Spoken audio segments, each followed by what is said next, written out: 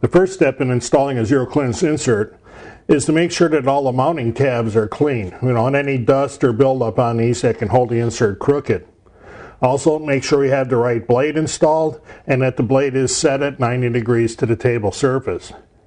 Because the inserts are concentric, they're rounded on both ends, we could put them in 180 degrees out. So we want to make sure we have the cutout for the blade over the blade when it's set into the cavity.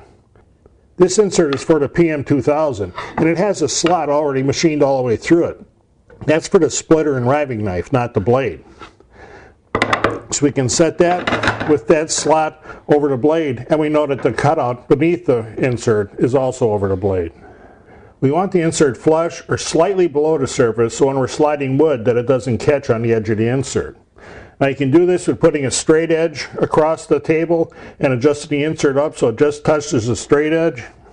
I find that using a dial indicator like this multi-gauge from One Way is far more accurate. We set it on the table surface itself and zero out the dial.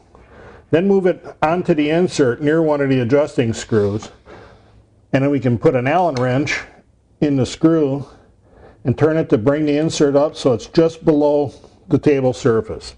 It's about half of a thousandth below. Now repeat that process at all four corners, and it'll take some going back and forth to get it even. When you have the insert flush to the surface at all four corners, then you want to press on all four of the screws back kitty corner, one side to the other, to make sure that the insert doesn't rock. Now that the insert is level to the table, we want to eliminate the front to back and side to side motion. To do that, we back out the adjusting screw just a little bit at a time. We got just a little bit left there.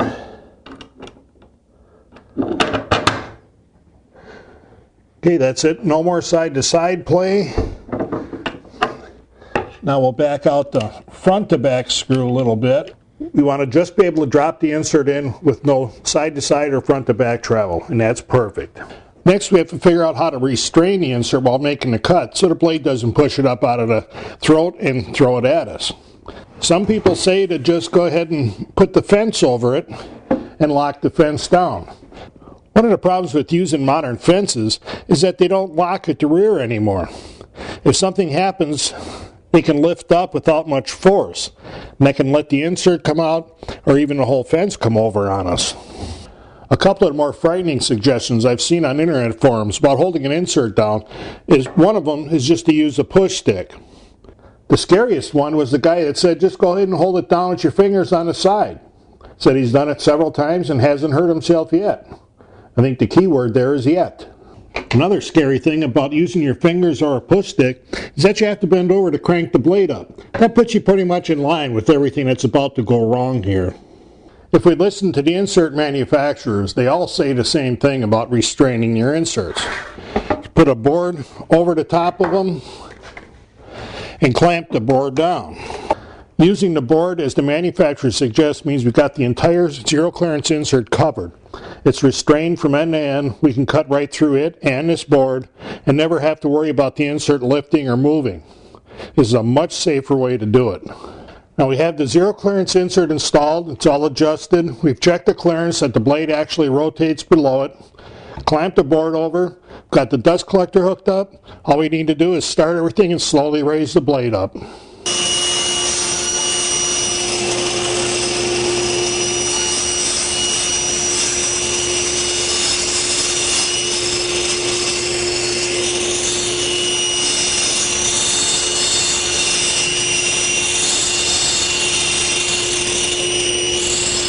You notice that after I had raised the blade fully, I lowered it and brought it back up a couple of times. That cleans out the slot. Just if there's any imperfection in the trunnion coming up, it cleans the slot out just a little bit more and keeps the sides of the blades from rattling on it.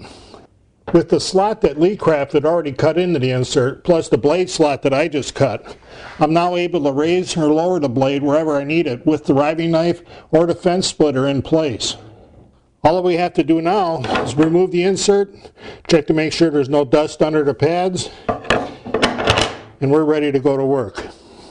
Now I have the stacked dado blade installed, and we've installed the zero clearance insert for dados from Lee Craft.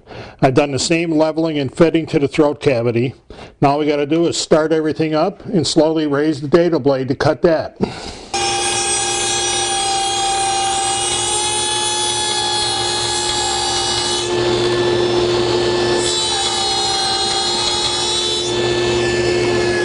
You notice how small the dado cutout is. It's because this is an 8-inch diameter set where we use the 10-inch blade to cut the slot. Also, I only raised the dado cutter so it's about 1/4 of an inch above this board. That gives me a full inch of dado capacity above the insert, which is more than I ever use, but it gives me some clearance.